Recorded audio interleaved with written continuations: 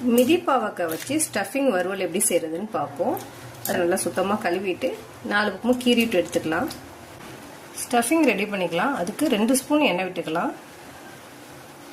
1/2 teaspoon உளுந்தம்பருப்பு, 1/4 teaspoon ஜீரகம், 1/2 teaspoon கடுகு, பொடியாக நறுக்குனா ஒரு பெரிய வெங்காயம், பொடியாக நறுக்குனா ஒரு தக்காளி,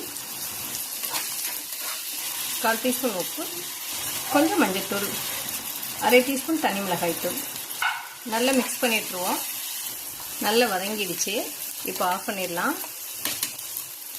இப்போ பாவக்காயை கீறி விட்டு அதில் உள்ள விதையெல்லாம் எடுத்துடலாம்.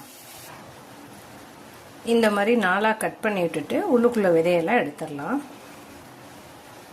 இப்போ அந்த பிரட்டின மசாலாவை எடுத்து இந்த பாவக்காயில் உள்ளுக்கு ஃபில் பண்ணிக்கலாம். இப்போது எல்லா பாவக்காயிலையும் இந்த மாதிரி மசாலா உள்ளுக்கு வச்சாச்சு. இப்போ அந்த மசாலா இருக்க தாச்சிலே மறுபடி போட்டு சிம்மில் வச்சு வேக விட்டுடலாம். நல்லா மிக்ஸ் பண்ணி விட்டுட்டு மூடி போட்டு வேக விட்டுடலாம். போட்டு ஒரு 10 நிமிஷம் வேக விட்டுடலாம். கால்வாசி வெந்ததுக்கப்புறமா கொஞ்சமாக தண்ணி சேர்த்துக்கலாம். அப்படியே மூடி போட்டு வேக விட்டுடலாம். நல்லா வெங்காயமும் நல்லா ப்ரௌன் ஆகிடுச்சு. நல்லா காயும் வெந்துடுச்சு. இப்போ அடுப்பு ஆஃப் பண்ணிடலாம். சூப்பரான ஸ்டஃபிங் பாவக்காய் ரெடி.